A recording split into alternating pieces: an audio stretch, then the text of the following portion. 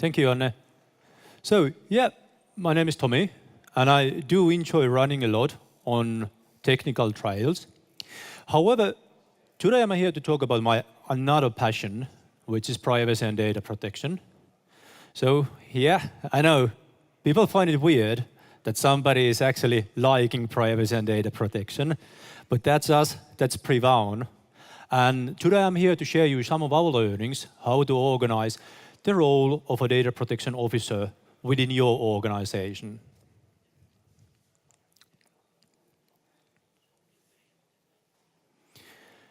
So, as many of you already know, DPO is a role which is required or defined by General Data Protection Regulation, GDPR.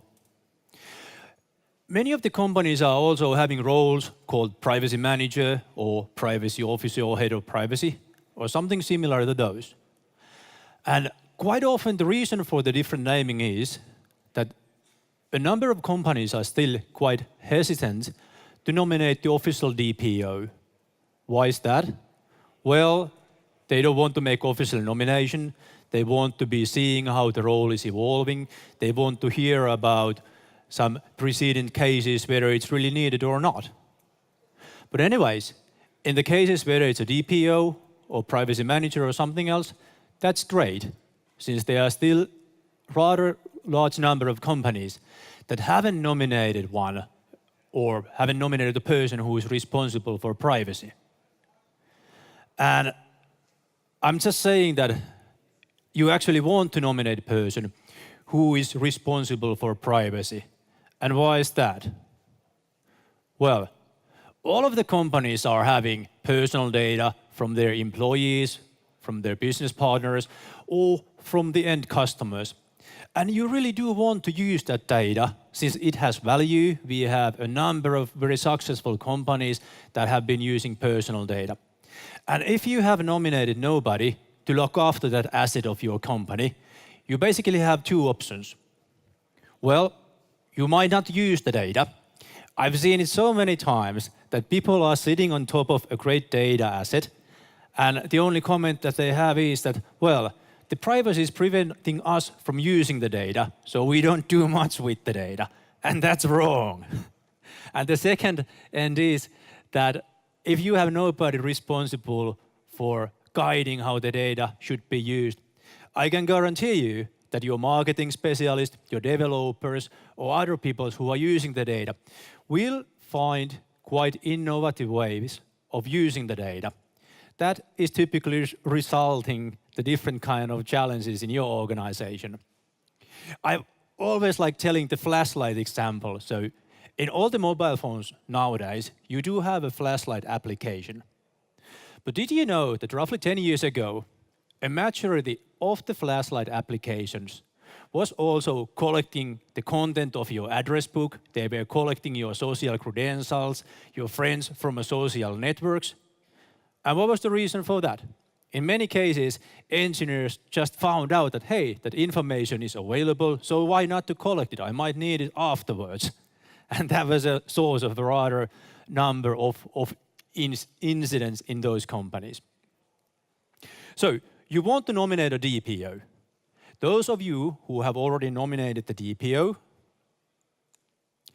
have probably also identified a few factors that are perhaps causing some challenges in organizing that role. Starting from the quality.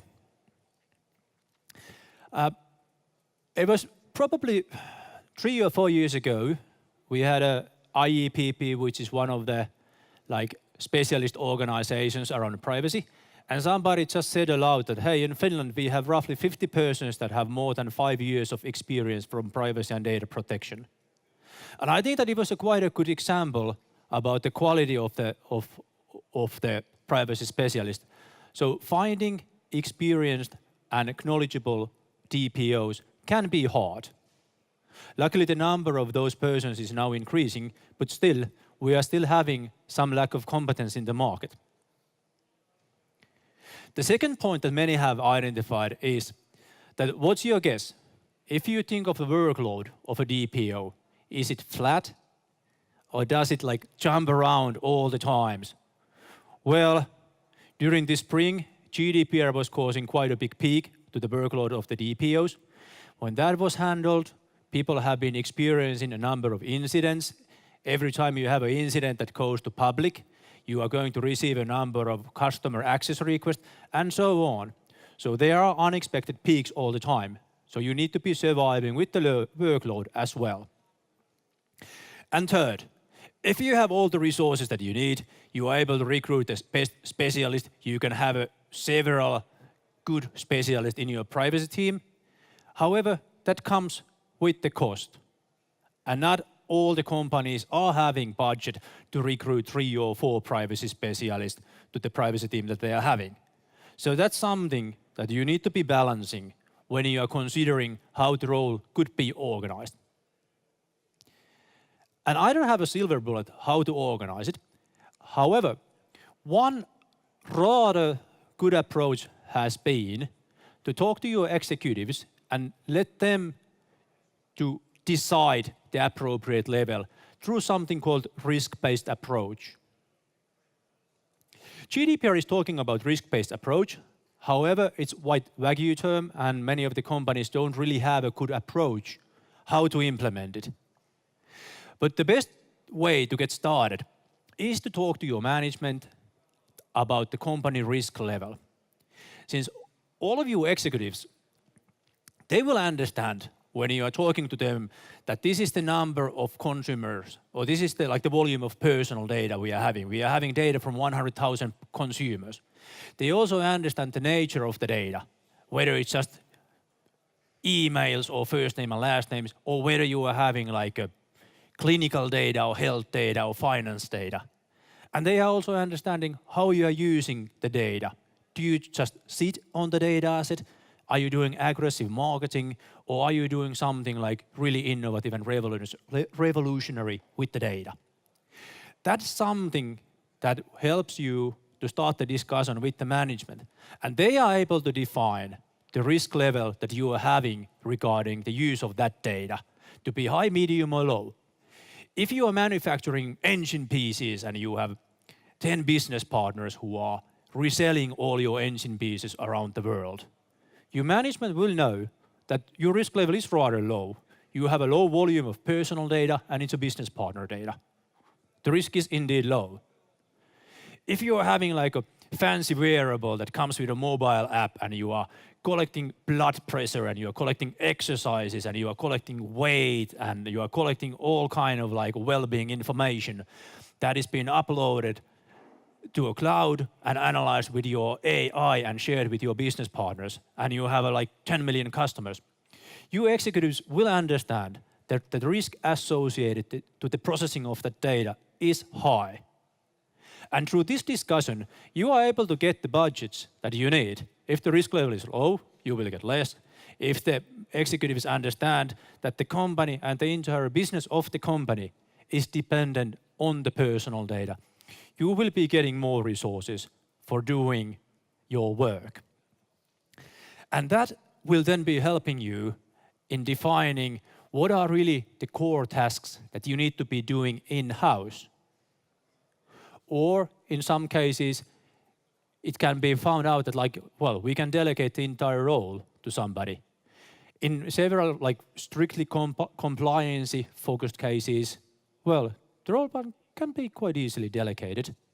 But if you are having this fancy wearable company that is really using the data and the entire company is dependent on the data, so of course you are going to do the most of that work in-house. Well, that's one of the greatest assets that you're having. So of course you want to keep the control on that data. Then many of the companies are here in the middle. So there are some tasks that you want to be doing yourself. You might be interested in those tasks. They are core tasks necessary to keep in-house. But there are also a number of tasks that you want to push to somebody else to take care. Like subject access requests. Over 80% of those are something that you don't need to have the DPO to answer on those. They are really simple questions that anybody who knows what is doing can manage. And you just want 20% of the so-called hard request to be escalated on the table of the DPO. But that's basically like something that the risk-based approach will be helping you to define what are the core tasks that you want to do in-house, what are the tasks that you want to delegate. We are currently working as a DPO for a number of companies, and we have also learned that companies want to have flexibility over here. All the company organizations are different, so they want to have different kind of services. So, yep, we are acting as a DPO on behalf of some companies, but the majority of our customers wants to have a support for their DPO. So, as I was discussing, DPOs do need help in the quality aspects, so they don't have all the information that they need. They want to have somebody who gives them further advice. They don't always have the resources that they need to carry out the work, so they want to have a further support. And third, it is also a cost issue. So that's basically the second rather typical case which we are having. However, I'm not here to convince you that we are experts in delivering DPO as a service. Instead of that, I'm happy to tell you that we are about to start delivering the DPO services together with the Bird & Bird, which is one of the biggest law firms in Europe. And I can guarantee that convincing those guys to deliver DPO as a service together with somebody was something that was requiring quite a lot of discussion with the Bird & Bird, since they are really very well aware of what the privacy is all about. And basically, the value that we see over this cooperation is that we don't have all the knowledge from all the local regulations. We are not the best experts to give advice on challenging agreement cases, but that is what they are doing. So basically, we are happy to take care of the core tasks, and they are taking care of the extended service. So that was basically what I wanted to tell you about my learnings from organizing the role of a DPO. So first of all, you want to have that role within your organization. Unless you don't have it, well, you might not use the data, or somebody can make really boring mistakes with that data that you are having, causing further problems for your organization. When you are organizing the role, always consider the quality, always consider how to resource the role. It's not flat. There are lots of changes regarding the effort needed to carry out the task, and consider the cost as well. And my key recommendation over here is that try out the risk-based approach in your organization and engage your management, since those are basically the persons who will be defining your budgets and the priorities for that work. This was basically everything that I had to say, so I want to thank you for the opportunity. And basically, we are the guys that really love and enjoy privacy and data protection. So thank you.